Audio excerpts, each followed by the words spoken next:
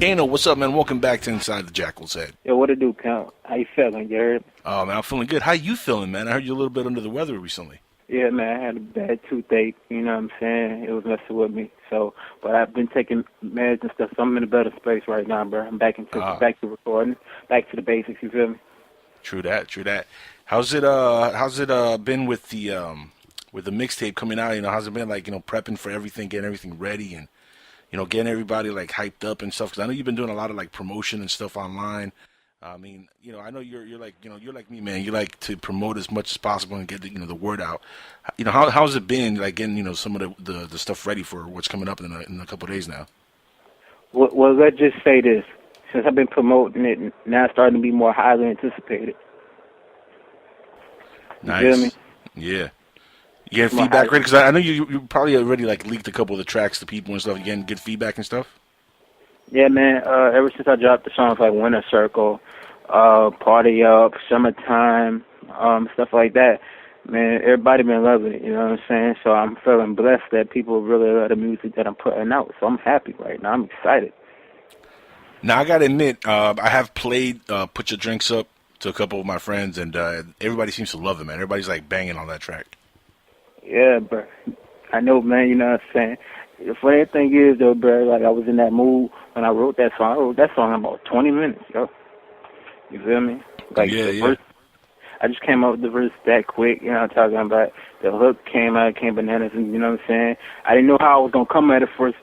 Like at first, you know what I'm saying? Like I put a little harmonizing within the song, but it wasn't really too much. But you still heard the majority rapping on that. You feel me?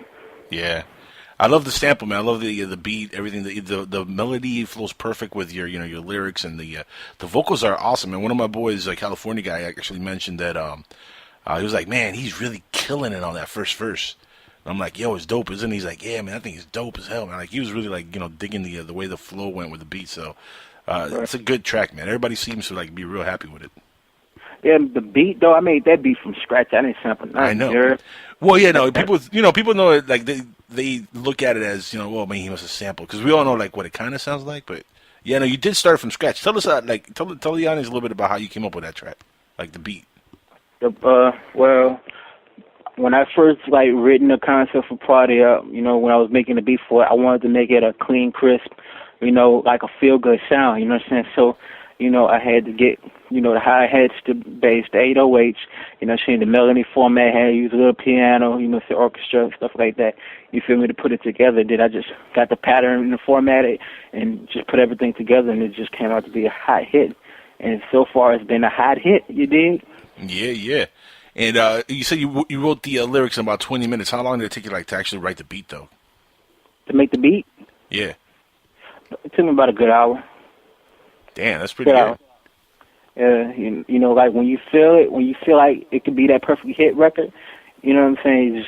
It comes together so fast. Usually it takes me about a couple hours to like finally get a beat together. You know what I'm saying? It's when I really feel it. It usually takes 30 minutes. Well, with dedication like that and skills like that, man, you come up with you could do a mixtape like every month.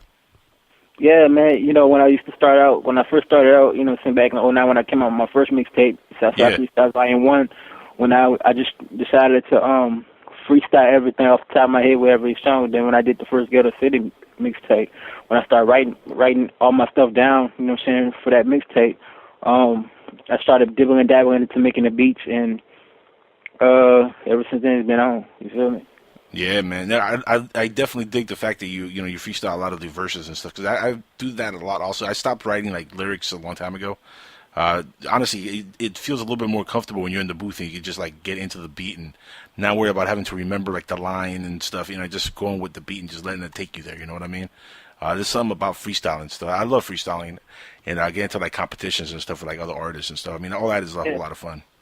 Yeah, like back in the days, you know what I'm saying, when I was a youngin', man, I used to battle rap, you know what I'm saying? When I used to battle rap, I ain't write nothing down, you know what I'm saying? And I could tell when people wrote their bars, you know what I'm saying? Then when I could tell and I could figure out quick how I'm gonna get you, I know how I'm gonna get you, and then you're gonna choke the next round, you feel me? Yeah, yeah, yeah. And yo, let me tell you something. You got to the point, and this is funny because I know a couple cats that do similar recordings, where they freestyle their verses and stuff. But you can tell when they're freestyling, like you've gotten to the point where it sounds like legit, like you like wrote it down, but it's freestyle. Like it's Yeah. very smooth. You know what I mean? That's talent in itself. Mhm. It But really also do I is. do, but like when I do like my mixtapes, when I actually do write my songs, I actually pen and pad I do write, you know what I'm saying? But some songs, like if you heard that song, Am I the Only One? I didn't even write that song, you know what I'm saying? That was like off the top of the head. You feel me? Yeah. Like some songs I feel like I could just do off the top of my head. Other songs I feel like I need to write down because I want to really put my emotions out there. You know what I'm saying? Like this mixtape and the last mixtape I dropped, and this one I'm dropping right now. I wrote everything down because I want people to understand I go through a lot of emotions. So I put everything I have on pen and pad for people to understand it. You know what I'm saying? I remember my songs like it's nothing. It ain't nothing to me, but you know, I just go through them times where you really need to jot down your emotions. It's like when you write a song, it's like you writing in a journal or writing poetry to people so they can feel what you're saying emotionally. That's true. That makes a lot of sense. That's true. I mean, Yeah. hip hop really is like poetry to music. So it Mhm. makes sense, yeah, yeah. And you do want to like structure it to fit the beat and stuff also. So I understand what you're saying. So some MCs though, like they get to the point that they don't even write stuff down anymore. Like I have a couple of my buddies. Like there's one dude that I used to like rhyme with. His name was Bizarre Realms, and like when I first met him, like this skinny little white dude, and you would never be able to tell he could rap. And when he like started spitting, it was like the craziest thing in the world because he was like insane sick. And we never saw him with a pad or anything like that. It was always like just off the top. And then one day we started asking him like, is everything you do freestyle? And he's like, yeah, man, I just freestyle every track, doesn't matter. And he had like hundreds of tracks. And we just started throwing, beat after beat one day, and he just started going off. I mean, this dude did like 30, 40 minutes of like nothing but freestyles. It's the craziest thing I've ever seen. And that's a hell of a gift. I mean, do you ever get to like thinking and start, contemplating on doing something like that, like just freestyling an entire like mixtape? I did that before, man. Yeah, no, but like, I'm talking about like something that like 1,000 bars, like the cannabis, 300 bars, games 500 bars, something like that. Well, I could do that right now if I want to. You know what I'm saying? That ain't nothing. I could freestyle. Like when I used to freestyle with the homies, I used to freestyle for like 20, 30 minutes straight without stopping. You know what I'm saying? They'll tell me, chill out, chill out. When they say chill out, I come out with another line after that. You know what I'm saying? So like doing all that ain't nothing to me, man. You know what I'm saying? I can go with 500 bars and run the 600 bars and run it because I got it like that. Now the song we did together, "Put Your Drinks Up." I love the song. In fact, I gotta admit, I've been playing this nonstop. On my way to work, on my way back from work. I love this track. Love the beat. Love your rhyming in it. It's an overall just a great song. It really is. And, let me tell you, it rides really nice. It really does. I mean, it bangs nice, man. Yeah, the 808 going boom, boom. Oh yeah. Yeah, people be asking me where I sample that beat from. I sample that from that Michael Jackson "Lady in My Life" beat song. You know what I'm saying? The beginning of it. So when I did that, I had to like kind of format it. You know what I'm saying? That people say, "Man, it sound like that Cool J song." You know what I'm Yeah, saying? But yeah, because that's the more later one. Like that's one people remember. More recently. But I mean, you built it from scratch up. You didn't do like the old school sampling where you actually take a clip from the original track and then you import it and you mess with it. I mean, you started everything from scratch up, your own instruments and stuff. In fact, you play a lot of your own instruments because you're a producer. You're self-producing this whole mixtape, so right. you play just every instrument pretty much under the sun, right? Like you know how to pretty much get out of all of them at this point. Yeah, everything I did was basically self-taught, you know what I'm saying? Because I was born around music, you know what I'm saying? My mom, she sung gospel, you know what I'm talking about? And then I have my cousins and brothers and stuff that's into the music too, so I was raised around that, you know what I'm saying? So I'm basically music-oriented, you know what I'm saying? Oh, that's cool, man. That's cool. Your mom still sing gospel? Yeah, she do. She still do. Oh, nice. You know what I'm saying? She really do heavy, you know what I'm talking about? But, she kind of being lean on it, you know what I'm saying? She's trying to be cool out more with it, you know what I'm saying? So now it's just me basically doing the rap thing. I had a cousin, you know what I'm saying? He rapped too, but unfortunately he passed away, you know what I'm saying, 4 years ago. So, and I got another cousin, he sings gospel too, so. What does mom say about like the hip hop stuff? Because she sings gospel. That's like really really far away from like hip hop and rap music. Like she like my music because I reflect off of what goes on in reality and what goes on in my life or what people go through and experience, right? But Right. when she hears about the popping bottles or call women out their name, she ain't going for that. You know what I'm saying? So she really fond of. She don't be want to hear that. 'Cause I don't want to hear that nonsense. You know what I'm talking about? So, but other than that though, she messed with my music and a few of my SSG squad members' music. You know what I'm saying? That's cool, but she is supportive though. That's good though. Yeah. She always gonna be supportive. You know, since she love the music I be putting out. You know what I'm saying? And the music I put out, man, it's for everybody to love, and they love it too, bro. Yeah, no, there's a lot of positivity in your music, a lot of positive messages and stuff, which is good to hear. Because, man, we live in a society where we're like so driven by like negative and negativity and gangster rap and just killing and shooting. Just violence sells, and that's a sad reality. And we're all kind of cut up in it. We all everybody in hip hop is kind of guilty a little bit of promoting violence in a lot of ways. But what you do is not, I wouldn't say it's gangster rap or violent rap, and a lot of it is more reality. And there's a lot of rappers who have been mislabeled as gangster rappers when they were more like reality rappers more than anything else. It harkens back to like Pac and a lot of these other rappers that kind of got mislabeled that way. But there's good to see like artists coming up like yourself that are putting out like positive music, man. That's something that I think that it's missing in hip hop. I mean, would you agree with that? But this is the thing, like I grew up around a lot of negativity in my hood and stuff like that. You know what I'm saying? But I had to I even been through the street life myself. You know what I'm saying? But I had to back away from it. You know what I'm saying? Because I had to get a reality check my own life in general. Because you know what I'm saying? If I was still in the streets today, I'd be either dead or in jail right now. You know what I'm saying? And the street life ain't what it is, and that's what I'm telling these little kids nowadays today. You know what I'm saying? You don't need to be in the streets to sell dope, you know what I'm saying? There's other ways to make money legitimately, you know what I'm saying? Yep. So, but right now, it ain't even like that. Especially look at Chicago right now, man. People, little teenagers dying over violence, you know what I'm saying? Then they got the drill music out there, you know what I'm saying? I respect the drill music, but at the same time, you know what I'm saying? But let's not teach the kids to kill one another. Let's have unity, you know what I'm saying? Too many gangs in that one city, you know what I'm saying? And just over one street or one territory, you know what I'm saying? Just need unity, not just in Chicago, everywhere, you feel me? And that's why I say my music reflects on what we go through on a day-to-day basis, you know what I'm saying? I mean, I talk about shooting somebody up, you know what I'm talking about, but I reflect on what I see and what's around me in my environment. Yeah, it's reality rap. It's a reality of what you're going through, reality of what you've seen.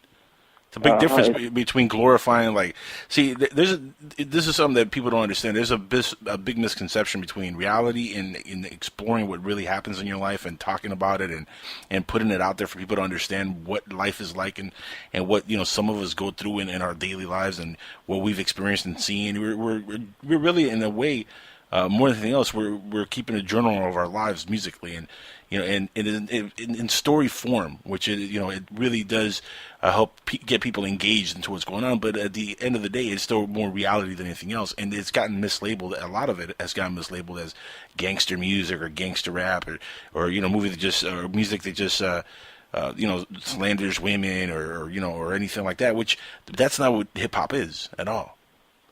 Yeah, like if you look at it back in the '90s, because basically I'm a hip hop fan. You know what I'm saying? Yeah. I'm influenced by Tupac, Biggie, Big L, Cool G Rap, Run DMC, and all that. You know what I'm saying? But at the same time, when they hear my actual music, you know what I'm saying, they reflect on.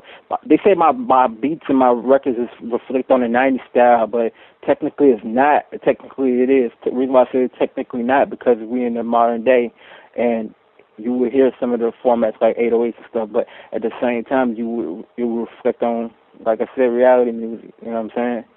But we just need to change up the format and stop trying to copy everybody else and be a follower. Stop being a follower. Be your own leader. You know what I'm talking about? Yeah, no, I hear you, man. I hear you. And let me ask you, being that you're in entertainment now, because really hip hop is an entertainment as well as everything else. Do you see the genre getting watered down and maybe it has been watered down, let's just be honest, in the last 10, 15 years, but do you see it like rebooting itself in a sense with the underground and kind of making a comeback and maybe changing some of the image and the stereotype that has been involved with hip hop? Yeah and no. The reason why I say no is because hip hop is still more watered down than it was years ago. Like when Soulja Boy came out, everybody was dancing. Now it's going back to everybody talking about killing, like they trying to reflect back to the '90s or something like that. But when they talking about killing, you look at the clothes that they wear though, bro. They be wearing all these tight shirts, and tight jeans or whatever. You know what I'm saying? It's not making it believable.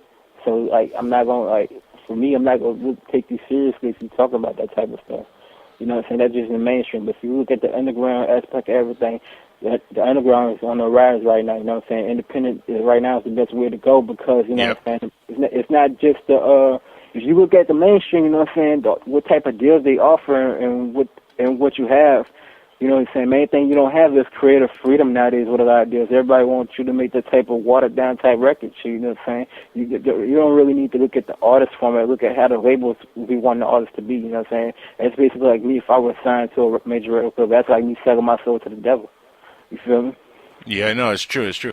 And, well, not only that, I mean, a lot of times if they don't like you, if something happens, they can bury you, man. Mainstream labels. They could bury, look how many artists Puff Daddy or P. Diddy or whatever buried over the last 15 years. Right. The thing about this, though, man, I actually got offered, like, a couple major contracts, you know what I'm saying? But, like, me, you know, I look at how them deals operate and how they operate, you know, you got to turn it down because, one, I refuse to sell out.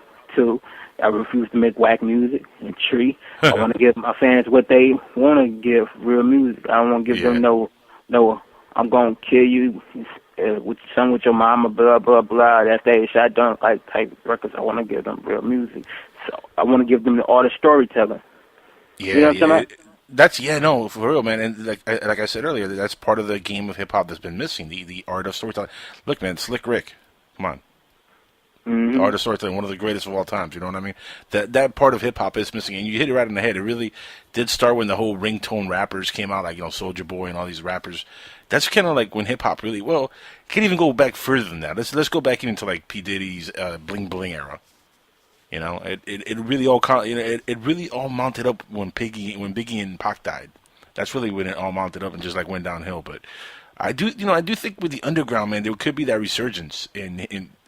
Like, everything's a cycle, you know what I mean? Everything's a cycle, and hip-hop is no different than anything else in entertainment. It is a cycle, and I think we will have a resurgence in real hip-hop, like real artists that are coming up, like talking about real reality of society and problems that, that's going on. It's not just, a mainstream dominance that's going to be there forever. I think there is going to be a lot of backlash towards mainstream rappers, and you've seen it already. I mean, record sales are in the toilet for a lot of these mainstream artists. Well, let me say this though with the mainstream artists though. If you look at the mainstream artists, a couple reasons why the record label's not selling. Basically, one, they don't know how to market themselves well. You know what I'm saying? True. Yeah. Two, you know what I'm saying? They basically following other type rappers. They're not original. So they basically the type that want to rap the same way. If you look at Young Thug, you know what I'm saying, I could respect him as an artist, you know what I'm saying? He doing the thing or whatever. But that lifestyle, I didn't even understand nothing he was saying the whole time. I couldn't I'm listening to the record. First time I heard it, I said, the beat knocking, but I'm like listen to the lyrics. I'm like, I have not understood not one word he said, and that would kind of lost me. Like, it sounds like stoner and all that. I can't understand what he's talking about. Yeah. There's a lot of rappers like that though. When you hear them, you're like, what's he talking about? It's like mostly the beats what makes a song hot. You know what I mean? It's unfortunate, man. But and it's funny because those are some of the bigger hits in the last 5-10 years. Are like that.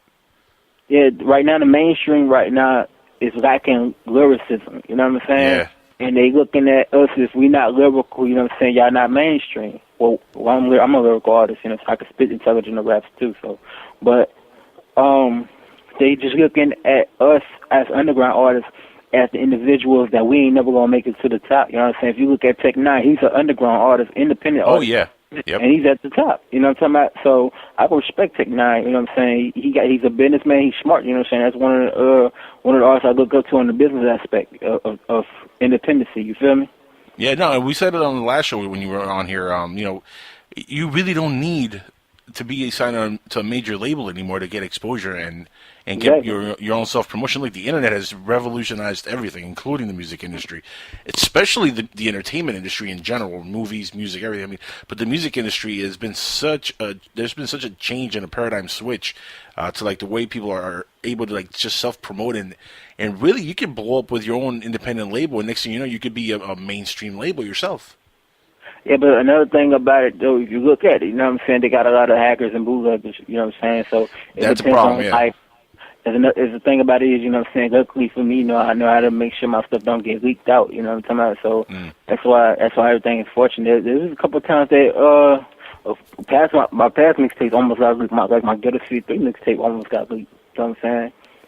Because, you know what I'm saying, I had people that was jealous of my little fan base that I had at the time. I got more of a bigger fan base than I did back then, but they didn't like it, so they tried to hack the mixtape, and I wasn't going for that. But you know, it's just a lot of record sales decline because of lack of leadership. You know what I'm saying? Bootleggers Mm-hmm. and not enough to go on with the music. You know what I'm saying? Lack of creativity. That's the main problem. The creativity, man. But Yeah. you know, here's the thing I though. was just about to say that too. Here's the thing. Here's the thing though about that, real quick. You know, yeah, record sales are down in hip hop and all across the board in all the music. But just this past week, you know, the soundtrack for the movie Guardians of the Galaxy crossed the 500,000 mark plateau in sales. A soundtrack with music from the 70s. What does that tell you? People are still buying records, you know. People are still buying this stuff. It's just, you know, they want good music, and that's the main problem. Yeah, it's just a lack of good music. Yeah. I definitely agree. You just gotta look at like how they react on the record, how their record's gonna come out. Yeah. You know, like if you look at Soulja Boy was the hottest rapper out here from 2007 to 2011. Mm-hmm. Now you look at Soulja Boy now, you know what I'm saying? The way he's trying to stay relevant is being on Love and Hip Hop Hollywood. You know, so no disrespect to Soulja Boy, but you know, there's different ways to stay relevant. He found his little way by doing reality TV, which I feel like reality TV sucks because it all looks scripted to me, especially Keeping Up with the Kardashians. You know what I'm saying? Oh yeah, that's the worst show ever, man. I hate that show. Yeah. That one and Jersey Shore. Those are probably the two worst shows I've ever had the mispleasure of watching on TV. And I only saw like maybe 1 or 2 episodes of each one of those. After 1 or 2 episodes, I just couldn't watch them again. It was too much. And then you look at the sex tapes with Kim Kardashian and Ray J. That's how Kim Kardashian was known. Yeah, it's guilty. Now, if you look at Love and Hip Hop Atlanta, where Mimi and Nico made the sex tape, Mimi and Nico was already known through reality TV. It made Mimi look bad, but she got 10 figures off of the sex tape. Nico, he's still irrelevant to this day because nobody really messes with him. You feel me? Yeah. No, look at 50, for example. 50 Cent, he stays relevant by just randomly beefing with people.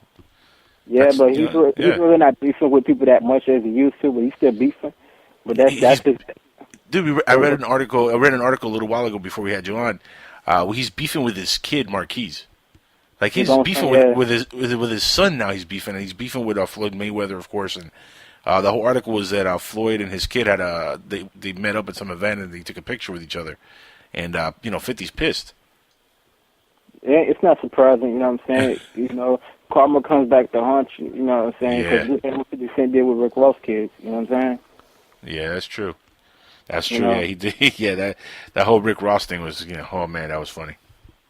That was out of all the beefs that 50 Cent was in, that was the funniest beef with 50 and Rick Ross. I say the most serious beef that 50 Cent had was with Ja Rule.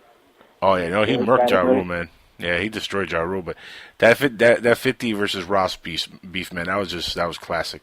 Officer Ricky. I mean, and you know what's funny because he just told the entire world what Rick Ross was when here in Florida and Miami, we all knew that for a long time. Like we've known Officer Ricky, that he was a corrections officer for a little bit, way before he ever mentioned. I think Trick Daddy was like the first one down here who started talking about that a year or two before 50 even caught on to that.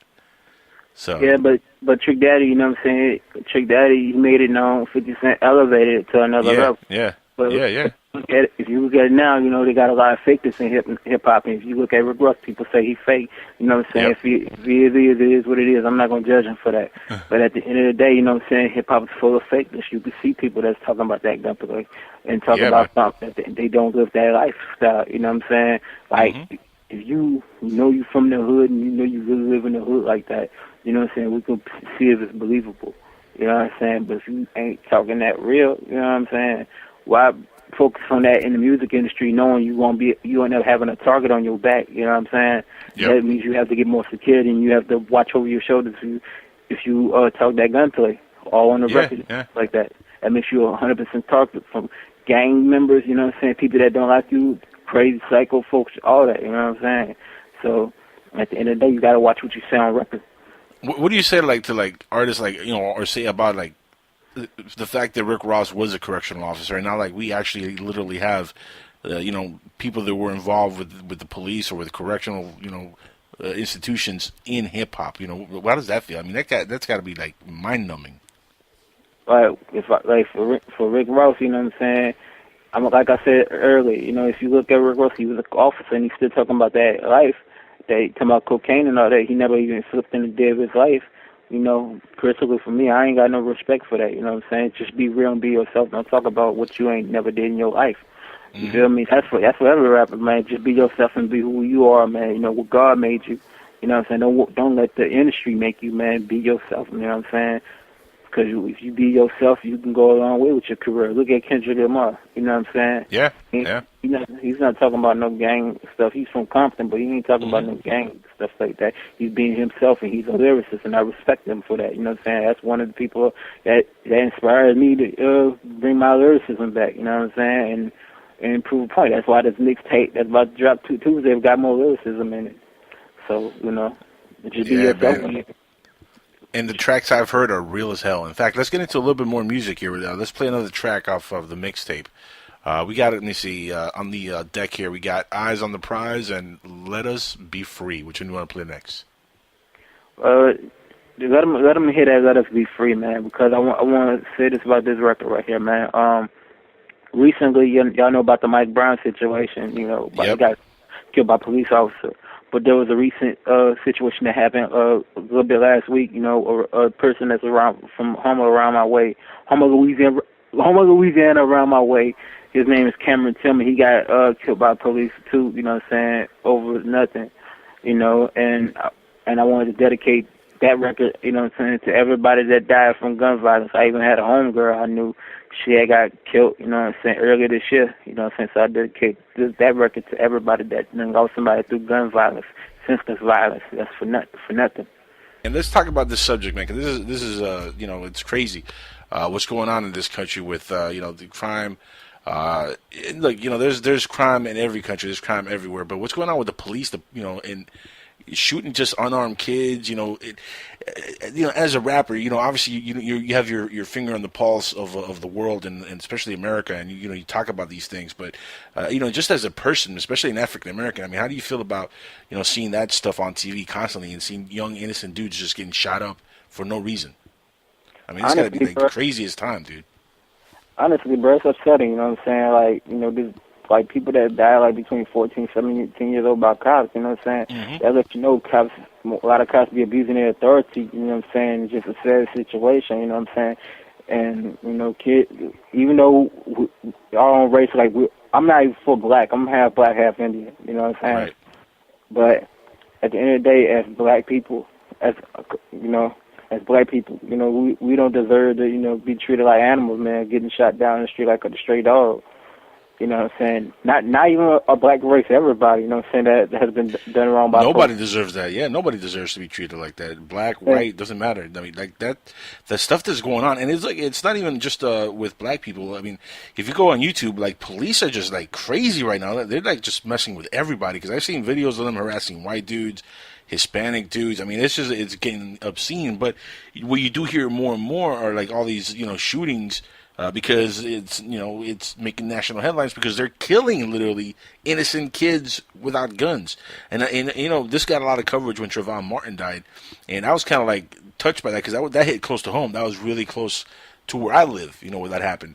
Trayvon Martin is a kid that interacted even with family members and stuff with me. So, that was just a crazy thing, and it's kind of like escalated with all these other shootings in the last few year. If you look at this situation, if you look at George Zimmerman, George Zimmerman got a price on his head right now. You know what I'm saying? Yeah, yeah. That's what I've been hearing. You know what I'm saying? He has a price over his head. So if you look at the situation right now, he's scared for his life. That's why you don't really see him in public nowhere. You know what I mean? And then Jordan Davis, he had got killed, and he was in Florida too. He got killed, and the dude that killed him, he thought he was gonna get away with it. He didn't get away from it at all. You know what I'm saying? He's got dang near life in prison now. You know what I'm saying? He got like 40 years for each of the people he shot at. You know what I'm saying? And he's on trial for murder right now. You know what I'm saying? And you look at the Mike Brown situation. They talking about they're not gonna go to court about it or even try to press charge on him until January, which I find is there's a bunch of racial tension going on. You know what I'm saying? If you look at it now, if they charge him and if they go to court and they find him not guilty, they said that they're gonna need an army to help the police officers in Ferguson.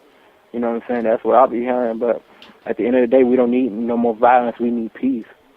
Yeah, that's the worst part, man. All this stuff is breeding more violence, more hatred, more stupidity, and a lot of it really, to me, it's coming off like it's done on purpose. Because look, there was a police chart that I saw, an illustration of some past arrests and past murders of Mike Brown and some of these kids who have been getting shot, and it shows a split chart: 6 on one side, 6 on the other side. 6 on the one side are all white individuals, and on the other side is all African American individuals. And on the white side, you have the guy who shot up the Batman theater. Remember that guy with the crazy orange hair? Remember that dude? This is what they say about different races. They say, black people, we thugs. They say Mexicans or Indians, they like terrorists or whatever, Muslims or whatever. And they say white people, they are mentally ill. You know what I'm saying? Yeah. So there's hypocritical double standards. Stereotypes, yeah. It's a crazy crazy stereotype across the board. But check this out. And this illustration, I'm going to post this later on my Facebook. I might even tweet this picture out because it's really funny. But it shows the perfect example of what's going on. And if you recognize, the patterns here, you'll laugh, out loud, and then you'll be sad for what's going on with police and with this country in general. But you have that dude who shot up the Batman theater. You have, 5 other individuals in here. He shot and murdered 12 people. There's another guy next to him, a white dude, who shot, murdered 8 people. Then under them, you have a guy who shot and murdered 6 people. Then you have another dude who murdered 8 people. Then you have a woman who murdered 4 people. Then you have another white dude who murdered 4 people. So in the left-hand chart, everybody killed somebody. Right-hand side started with Mike Brown, with Brown and a bunch of the other kids. They've been shot. No murders. Not one person has been killed by these people, and yet they're the ones that all got shot and killed. That's the crazy thing. Like the guy from the Batman theater, he was apprehended. Everyone on that list was apprehended. But then, all these kids, innocent kids who have done absolutely nothing at all, have not killed anybody, all got shot to death. I mean, I think a lot of it, honestly, man, and this is just my own personal way of seeing things, I think a lot of it is, especially when there's white police officers doing it, I think it's from a lack of growing up around a diverse society or a diverse neighborhood or a diverse area that, showed them other people and they were able to interact with different people. And, maybe they were just so secluded from people different from them that there's some kind of inept hatred for what's different. Because, we tend to hate what we don't understand. You know what I mean? That's just a human trait. It's a human nature thing. So I think a lot of that might just be that. Because when you see some of the cops are doing some of these shootings, you're like, well, look at him. He looks like a racist. It's just a bunch of, if you look at the Ferguson situation, there's a bunch of, they say majority of the police that's in Ferguson, they white police, you know what I'm saying? Yeah. And I feel like, you're right, though, the police that don't be around a diverse crowd, they just look at us like we're the individuals, we're bad people, we're nobodies, you know what I'm saying? But everybody is somebody, you know what I'm saying, in the society we're living in. But if you look at, it's just how people be acting, man. Like nowadays, everybody be on some evil stuff. You know what I'm talking about? Like they got in their mind. Some people are narrow-minded to the point that he just don't kid it, won't kill somebody just to make a name. You know what I'm saying? Mm-hmm. If you look at George Zimmerman, that killed Trayvon Martin, he made a name for himself as the person that killed Trayvon Martin. You know what I'm saying? And you look at, you know, stuff like that. And I feel like it's sickening. You know what I'm saying? They got to think about it and the consequences and repercussions that you do. And I feel it makes me feel disgusted of how the society is nowadays. You know what I'm saying? Nobody not thinking and not caring about nothing. And unfortunately, you know, George Zimmerman is still walking the streets. Unfortunately, with a price on his head. Yeah, that's true. He does have, but he is still walking. And you know, not only is he still walking the streets, he's doing conventions. He did like a gun convention. He got paid for it. Like this is another thing. You know, this guy he shot and killed a kid. Okay, he literally stalked this kid who was walking home. Like, I don't care if Trayvon was about to go make some drink and get high or whatever. Like, none of that matters. He was walking home. All right, I don't care if he was high off weed, because they threw that in there like, oh yeah, Trayvon Martin, he's nothing but a pothead. Look, he had weed in his system. No, but the thing about it was, though, the weed that they said it was in the autopsy, that wasn't from that same night. It was from like a month and a half ago. Yeah, they didn't report that. They just said, oh, he had weed in his system. He was a pothead. Of course, he deserved to die. You know, like that's the stupidest media bias that I've ever seen in my life. And at the end of the day, this guy stalked a kid with a gun. Okay, stalked him. Police told him to stand down. He went anyway, and the kid ended up dead. A kid who was just walking home. You know, look, let me tell you something. I don't care how scared, you know, white dudes are. And look, George Zimmerman is not a white guy. I mean, he's half Latin, half white. I don't care, you know, if you're white, black, whatever, Latin. I don't care how scared you are of another person. All right? When the cops tell you to stand down and walk away, you should just stand down and walk away if you're in that position. For him going forward and going after this kid, you know, because he thought maybe he was a criminal or a thug and he was afraid he was going to rob somebody. You know, the kid had Skittles in grape juice or something, or was it iced tea? Yeah, he had a Arizona watermelon drink, and the Skittles wasn't for him. It was for I think his little brother or something. Yes, yeah, exactly. And you know, not exactly a dude who's, you know, really somebody to be scared of. Like, I don't think he's gonna rob anybody with Skittles and an iced tea. You know what I'm saying? So literally, he just went after this one kid and just shot him in cold blood. And of course, you know, his story is like, oh well, he came at me and he started hitting me. Well, if somebody's, you know what I'm saying? I think he did that. He self did that. You know what I'm saying? Of course, yeah. I feel like he self did that. You know, he knew what he was doing. But at the end of the day, that's karma, man. Karma gonna come back to bite him in the butt. You know, same thing with anybody that does the killing. You know, that's karma. You know what I'm saying? I know their conscience gonna creep up on them. You know what I'm saying? At the end of the day, but the media ain't no better. The media covered a lot of negativity. You know what I'm saying? Like, not all media, but like some of the media. You know, like if you look at Fox, they say Fox is like a racist news channel. You know what I'm saying? I never watch it. You know, I'm not really into to politics like that. You know what I'm saying? But if you look at some of the media, what they post on the internet or on TV, it's a lot of negativity. You know what I'm saying? And I'll be thinking to myself, when they're actually going to post something positive, and it doesn't be that way nowadays. You know what I'm saying? Nope. And then I feel like we are in our last days anyway. We're in our last days on this earth, because I feel like Jesus might come back sooner than you think. You know what I'm saying? So no, I hear you. I mean, and you know what? At this point, with the way society is, man, I'll tell you what. You know, a near disaster event might actually be a beneficial thing for this planet, because, you know, it's not looking good for the human race. Yeah, you know what I'm saying? I know. It really isn't.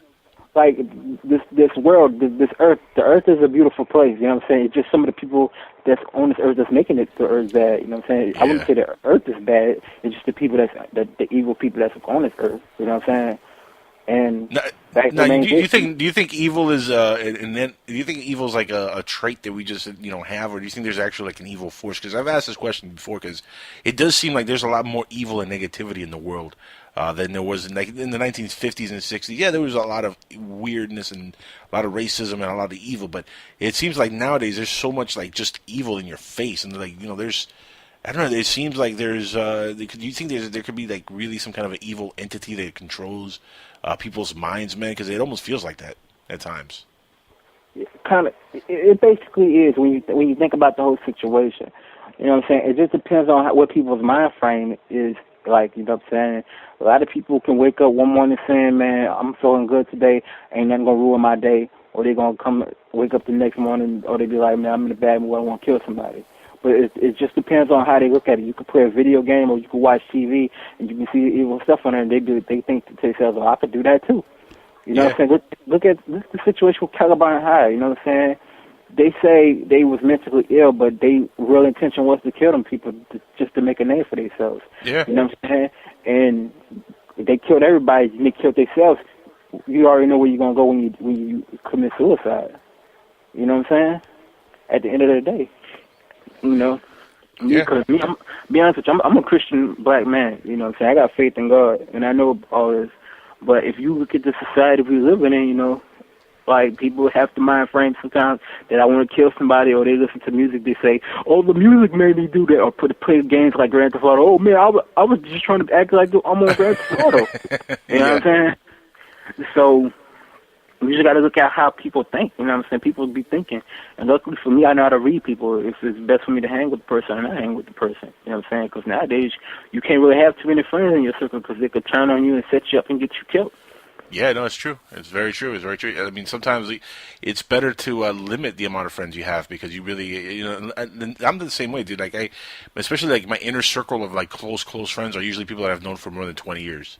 You know what I mean? Right. Like it's very limited the amount of friends that I have outside of my my circle that I've known for 20 years. Like you're one of the few people that I've included into that circle. And, you know, we become friends and stuff because, you know, we got, I think, binded by the music, man. You know, we're both music lovers at heart, and you know, this is something that we love doing.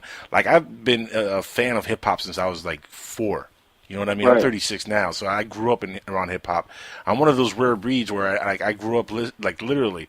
I grew up in the same area where like NWA was coming up in the 80s. So I saw the whole era of gangster rap rising as I was a kid, you know, going through the 80s and 90s. I lived, you know, that entire thing. And I started studying hip-hop because of, you know, the things I saw around me and the people that were coming up in music and stuff. And like I said, I've been a fan of it like my entire life. Not many people are like that, you know what I mean? And not a lot of people that I know are like that, but you know, at the same time, I don't really just have friends because they're into hip hop as well, you know. But I do have that inner circle, and it's not easy to include other people that you just meet or whatever, because like you said, you don't know who has good intentions or who just might backstab you and leave you, you know, dead in a trunk somewhere. I mean, you really don't know anymore in these days. Well, I'm gonna say this, you know what I'm saying? Like with the music industry and now, you know what I'm saying, and with money changes people. You know what I'm saying? Oh yeah, like, man, big time. Yeah, like let's say if you're rich, you're worth about what, $12-13 million. You have a couple of friends that's been around you through the thick and thin, that's been loyal to you, but one of them end up turning on you, you know what I'm saying, because they're jealous of your success.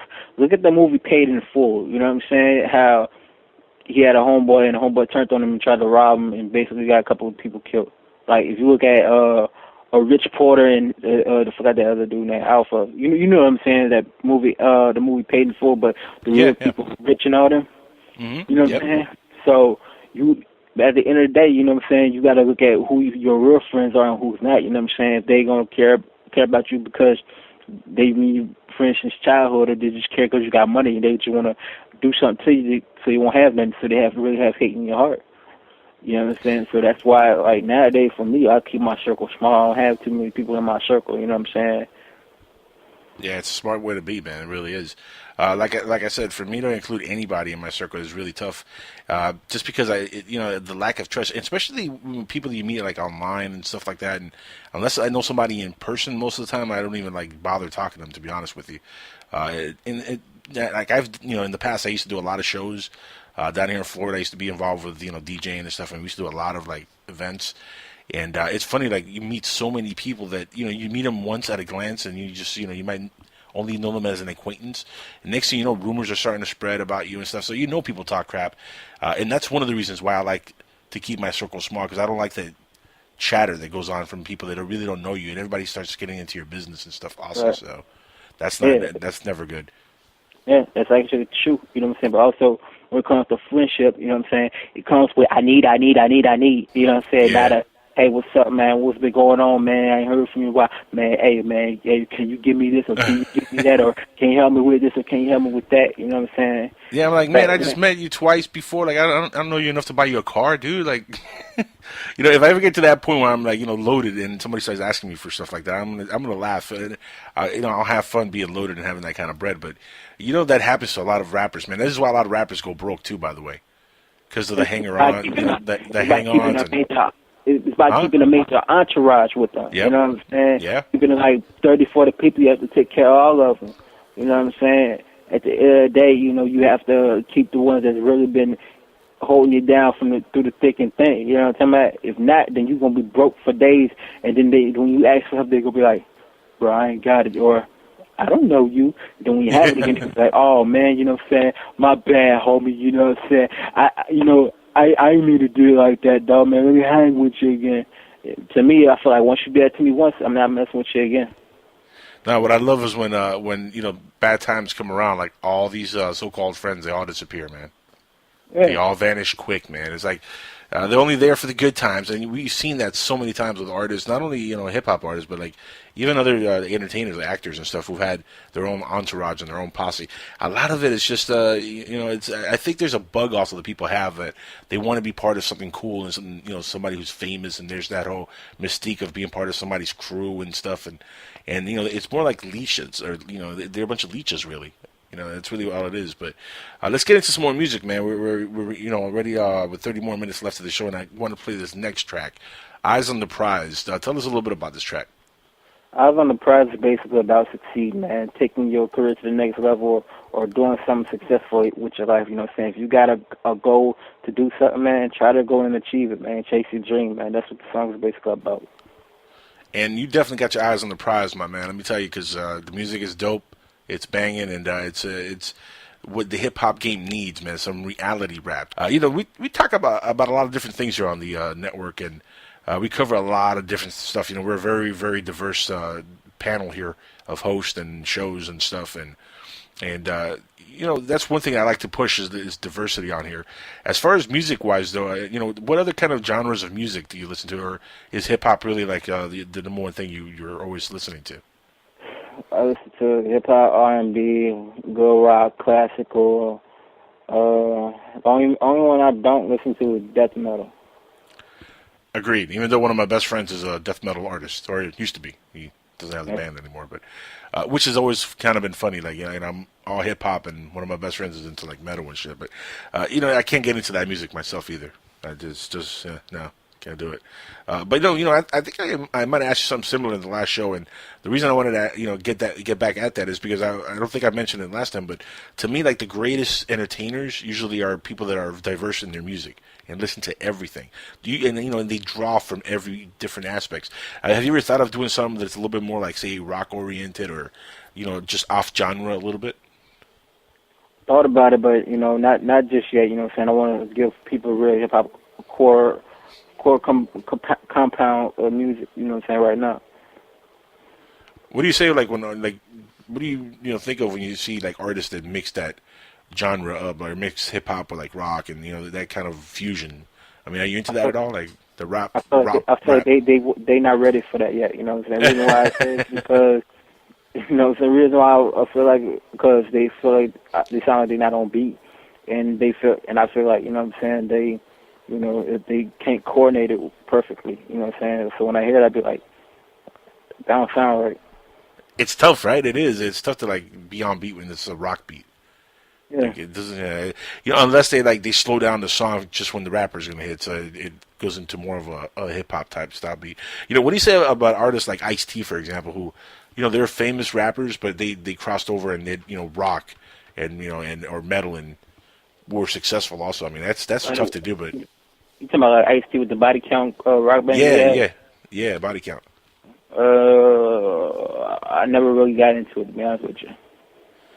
It's crazy though, man. He got like so much heat for that. It's funny because he did that song "Cop Killer," and everybody's like, "Oh, gangster rapper Ice-T with song Cop Killer." Yeah, and it's like it's a death metal song, man. It's not even a rap song, and people are like saying, "Oh, hip hop is evil. Look at that, Cop Killer." Yeah, as you look at it, there's, like I said, double standards. Yeah, man. you know. But it is what it is, though. Ice-T still doing his thing. He got a beautiful wife, you know, Coco. Oh Hopefully, yeah. they say her booty and all that not real, but I don't know. Not that it really matters. Nowadays, man, I can tell when a woman. When it comes to me and women, I'm a bootyologist. I know when a woman booty real or not. You know what I'm saying? You can name. Yeah, I think there's a lot of body parts on Coco that are not real though. Like real talk. I know the booty not real, man. The breast is not real. I know her tickle bitties ain't that real. You know what I'm saying? I could like you name 5 girls right now. I could let you know if they real or not real. Kim Kardashian. Fake. Lindsay Lohan. Fake. Let me see. Zoe Saldana. Said it who? Really? You know Zoe Saldana? I'm trying to think. What she was on? She was on what, All About the Benjamins or something? Nah, man, no. That was wasn't that Eva Mendes? You know All About the Benjamins? Yeah. She all natural. That's my girl, man. Eva Mendes. That's my girl. So that's the homie right there. I went to school and grew up with her brother, Carlos Mendes, a good friend of mine. Oh, for sure, for real. Yeah. That family's the homies right there, man. Mendes. No, Chloe's or Zoe Saldana. She's the girl from Zoe. Star Trek. Oh, you talking about Zoe? Yeah, Zoe Saldana. Joanne Cabana. Yeah, and she was in Guardians of the Galaxy most recently. She was in Star Trek, the reboot. You know, she playing Aurora. Oh, she's all natural, bro. Cause I heard a story though. They say she's a real freak. Yeah, that's why I brought her up because she is kind of a freaky guy. You know, I heard the same thing, man. She's a little bit of a freak. You almost have to be in Hollywood. I feel like that what a lot of women is. You know what I'm saying? So that's how I feel. But yeah, she all real, man. She natural. Yeah, she look good too, man. Let me see. Well, like celebrity wise though, I mean, what artists do you follow like that are not hip hop oriented? I mean, besides fine women and their unnatural bodies. Artist wise, I think YouTube they pretty dope. I'm old school, like the group, the Police. Oh, no kidding! You like the Police? Nice. They cool. Classical wise, I say Bach. You know what I'm saying? Bach and Mozart. You know, with the classical genre. Yeah. You know, they dope. Rock and roll wise, I say Alice Cooper. You know, his metal is on point. Yeah. You know, it's funny. We actually had on this show a couple of weeks ago, we had a gentleman by the name of Tim Branham, who's a musician also. And, you know, with him was a panel of a bunch of people that worked on a video that he just put out. And right. One of the people that was on the panel with him, who was on the show as well, is a lady who was a road manager for Alice Cooper. Right. And that was, she has some stories to tell you, man. Let me tell you, Alice Cooper, party animal. Yeah, I heard, man. Behind the Music Remastered. Oh yeah, yeah, I know. He's earned his stripes, Alice Cooper, man. He really has. Him and Ozzy Osbourne. Gotta love Ozzy. Ozzy, he cool, but he crazy. Yeah, that's what's great. But that's what's cool about him, though. He's crazy. That's what's so cool about Ozzy, man. He too much into that gothic heavy, bro. He's still into this day real heavy in that gothic. Well, I think that's the drugs, though, man. After all the 20, 30 years of heavy drug use, you kind of get stuck in that era. Yeah, man. I can't complain, you know what I'm saying? But he do got some good music, so. Yeah, no, he make good music, man. There's a lot of good music out there, especially old school. I am like I'm a fan of old school like R&B and stuff. I know you're into the Jacksons, Michael Jackson, Jackson 5. You're a fan of them also, right? Come on, man. You see me sampling them songs, you already know I'm a fan of them. Exactly. Lady in My Life, you know what I'm saying? Blended on the Boogie. Yeah. I Want You Back. Those type of records, man. You know, that's old school for me, man. But I like old school, like 80s, 90s, like Anita Baker, you know what I'm saying? Phyllis Thomas, she was a good artist. Too bad she had committed suicide, though, bro. Her messed up. SWV, Escape, you know what I'm saying? Troop, H-Town, you know what I'm talking about? Intro. Yeah. Luther Vandross. I can name. Luther Vandross, you know what I'm saying? Yeah. Who else? Diana Ross, she was Donna Summers. Patti LaBelle. Here's an artist who, in Spanish, we call El Bajapanti. You know that he's a panty dropper. None other than Barry White. The Yeah. greatest musical voice I ever heard in my life, dude. Barry White is, I mean, his voice alone will get a girl wet. Yeah. But there's an artist though, you know what I'm saying, she a Spanish singer, you know what I'm saying. I thought she was a cool singer. I never could really understand what she was saying until she had tried to play a English album, you know, Selena, you know, they said she was hot. Yeah, man. Tragic what happened to her. Yeah, man, got killed by a person that she thought was a friend, you know what I'm saying. That's Yeah. why I was saying earlier in the conversation, you know, Hmm. gotta watch who you keep in your circle. Yeah, you got to be careful who you have around you, man. That's why, like, I'm very picky about the people I let in my inner circle because you never know. You never know. And that was a crazy time too, man. When she died, it's messed up because she died, Pac died, Biggie died, Easy E died, all around that same time period. Yeah, 94, between 95, 96, 94, 97. 94, 97.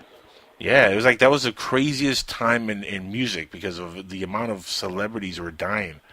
And it continued. I mean, we lost Lisa Left Eye Lopez, a few years later, Aaliyah a few years later. It's just it's Big Big L. Pun. Yeah. Yo, Big L and Big Pun killed me, man. Let me tell you, because I was such a huge fan. I still am of Big L and Big Pun. And Big L, I mean, when you talk about pure lyricist, I don't think there comes many better than Big L. My favorite song from Big L is The Heist and Casualties of a Dice Game. Those are my two favorite songs off the Big Picture, but off the Yep. Lifestyles of the Rich and Dangerous. I like that. Put It On, um, uh, Street Struck. You know what I'm saying? That's like my favorite. And another favorite artist I say is Nas. I listen to Nas a lot, man. Nas is dope. I kind of lost a little bit of respect when Nas and Jay Z made up after all that beefing that went on. Like it just looked a little bit too goofy and fake after a while. You know what I mean? So Yeah, it's but he's kind of still hoping. though. You know what I'm saying? But Oh he's no, he's like still dope though. Lyrically, he's dope. Yeah, and especially like Illmatic. That's one of the top dramatic. five ever. Top five records ever. As far as I'm concerned. Yeah, but I like the only like Jay Z. I don't listen to Jay Z. Period. You know what I'm saying? I don't listen to Jay Z at all. Like the only good album I say was his best album. Only two I say was the first Blueprint and The Reasonable Doubt. You know what I'm saying? That's what I say. That's the two best albums he put out. To me, with the rest of them, I didn't really care for. But there was one song off of The Life of Time Volume 2, I think, was Imaginary Player. That was one dope record. You know what I'm saying? Yeah. Yeah, But I'm but not let's be really. honest. His best record is the one with Biggie. Yeah, it was on the Life After Reasonable Death. Doubt. Yeah, No, Reasonable Doubt. yeah, yeah. They did one on Life After Death and Reasonable Doubt. Yeah. Now the one on Reasonable Doubt was dope. That was probably his best work. Like when he first came out, Yeah. that's his best material. But Yeah. ever since he didn't become like this is the thing with all millionaire rappers though, you know what I'm saying? Once they come out with their first album, after they come out with their first album, the second album they always go through the sophomore jinx. The second album it don't sound as better than the first one. Now if you look at me, like every mixtape I drop, it's been hits after hits after hits. Yeah. You know what I'm It saying? really has. I mean, if you listen to some of the stuff I've listened to, folks, I mean, he ain't kidding. This has been good stuff. All the mixtapes that I mean, every song pretty much I've heard has been really dope. So, and that's saying a lot because a lot of rappers you'll have like one song that's good on the mixtape, and the rest is like all watered down and skip, to the next track. Like you could actually write out, especially the first Purple Haze Effect mixtape. Like you could write out to almost every song on that CD. Like just write out to it. You know what I'm saying? It's dope. Like the beats are hot. Like lyrics are on point. It's just a dope record. And the next one, from what I've heard, it's going to be really, really, really, really dope. Again, it comes out in a couple days, man. So let's plug that real quick. Tell everybody again how they can get that record, man, that mixtape when it comes out. Yeah, the Purple Haze Effect too, man. It drops this Tuesday, September 30th. It's gonna be on Dat Piff Audio Mac, Mixtape Factory, MixConnect.com, and all the mixtape sites I can get my hands on. But the only one I can't get my hands on right now is Live Mixtapes, and I'm pissed off at Live Mixtapes, bro. They really kind of bougie on who they wanna put Yeah. on their circuit. You know what I'm saying? And really, they missing one key item that they need. They need my mixtape on there. Once they hear that mixtape, the Purple Yeah. Haze Effect too, they gonna be like, man, I need to get all of those stuff and put it on there too. You know what I'm saying? Have you heard of Coast to Coast mixtapes? Have you heard of them? Yeah, I got mixtapes going on there too. Oh, good, good. Yeah, I was gonna say, man, they're legit, man. They've been spreading a lot of good material with mixtapes in the last couple of years. In fact, they've been hitting me up for my mixtape for like the last year on email. I get emails like every once in a while from them asking me to, call him and this, get your mixtape out there and this and that. And I've talked to them on the phone a couple times, and they're gonna probably promote the mixtape coming out in December also. So, they're good, man. Coast to Coast mixtapes. Thing about it is though, man, my song Temptation that was off the first Purple Haze Effect. It actually was on the Coast to Coast mixtape. It was on How Does It Estate Volume 1. Oh, nice, yeah, dope. It made the cut, you know what I'm saying? I asked people to vote for me. Not many people voted for me, man, because, they won't hear that watered down music. But it still got on there either way, so I'm appreciative. I'm thankful for that, you know what I'm saying? But I'm about to change the game once again with this mixtape, you know what I'm saying? And this is the thing that people need to understand. You see the Purple Haze Effect too, they see the lyrics, that's mild compared to what I got in store for y'all next. Nice. Can't wait to hear more music, man. Guys, we're all a lot of time. We got to wrap up here in a couple minutes, but Kano, I'm gonna give you a minute here to give the audience a little sample of what's to come on this mixtape. Give us a little freestyle if you can, just a couple bars, a few bars, just something that you could get everybody's appetite wet. So on the 30th, they all go crazy and they all go download this thing immediately. Good. All right. I'm just a youngin' with ambition. That's why my flow is traditional. Now I be in danger, but I ain't talking about no mystical. Talking out the side of your neck. You want to be a franchise, but you feel like you Biggie Smalls and you be hypnotized. I got bars for days and nights. I can feel like I'm the man because I got all the bragging rights. Just truth, and I ain't never selling myself for the devil because I know that I'm like Tupac, underground rebel. And I can spit fast because I be coming around in the trap and I just rap where I be at. And I can come with the facts and you be spitting what you be spitting because I am so physical. My technicality spitting without a real salary, though. I got bars for days and nights and I just spit it because I'm gifted. You know me, I got bars that's never scripted. I write out my lines, jot down from time to time, though. Suckers can't talk because they can't read between the lines, though. I'm just a rapper with mystical flows and I can go hard, but suckers think they know. But I'm going to tell y'all right now, I spit without having no ad-lib. My flow sicker than yours and I can spit with an adjective. I can just rap and go faster, I can go slow. You don't even know because I spit like I am J. Cole. You don't want no problems talking Goonie. Y'all suckers like Goonie thinking y'all really having noonie. Shoot, y'all some suckers that ain't got 5 on it. I got 10 on it, a mil on it, and I can get deals on it. Yeah, I got shoes to fit on it, and they thinking they got bars, but they can't kill on it. They thinking they battle me, but they just telling them lies. They feel like they pimping now, they doing the die. Feeling like they high, like Method Man and turning red, but y'all be brain dead. Feeling like y'all got fed, but some of them snitching. They thinking they rich, but they really snitching. They thinking they getting it, but ain't getting what they can get it quick. Your girl thicker than some Bisquick, and y'all could talk about he got balls, but it's a misfit. Right off the top, everybody, check that out. Young Kano, man. Thanks for being on here again. And I'm going to promote the hell out of this mixtape. I'm going to put it and tweet it all over the place when it comes out on the 30th.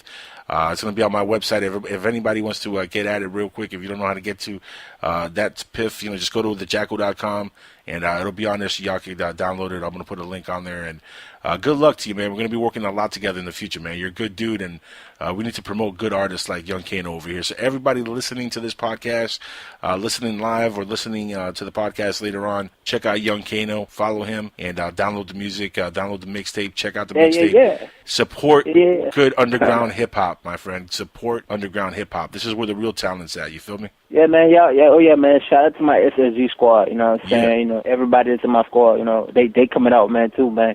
You know what I'm saying? That y'all download my Dog Sim J mixtape. You know what I'm saying? Kid at Edge Part 3, The Kid Legacy, The Dream to Reality. We got Drake coming up with some music. You know what I'm saying? All my SSG squads. You know what I'm talking about? And also, man, shout out to the DJ, man. My favorite DJ. You know what I'm saying? She been hosting my mixtape since day one, DJ DC Storm, you know what I'm talking about, you know what I'm saying? Nice. She's real cool, you know what I'm saying? So shout out to her, man. We working on some other stuff too, man, you know what I'm saying? And let this be known, you know what I'm saying? Y'all think Purple Haze Effect too is that mixtape, but that's just mild. I'm giving y'all something mild, man. Y'all stay tuned, man. Y'all gonna hear the Reality Check EP dropping this winter. And people been asking, will I have another sequel to the Purple Haze Effect? There will be another sequel. And then people also been asking me if there was gonna be another Ghetto City mixtape, and there will be another Ghetto City mixtape. So y'all stay tuned for that, man. A lot of good music coming up in the future from Young Kano, man. Everybody, please check out his work. Kano, it's always a pleasure having you on the show, man. We got to keep doing this and have you back on, periodically. And when when your boys got music to promote, get it to me, man, immediately. I do a music only show on Wednesdays. We spin all independent music. Love to have all their music on there and spin it and promote it. So send me tracks, man. Get back on here, bring them on. We'll promote the hell out of everybody, man. Get everybody involved and You know, this is what the underground needs. They need a voice and an outlet. Believe that. Peace and 100. You need.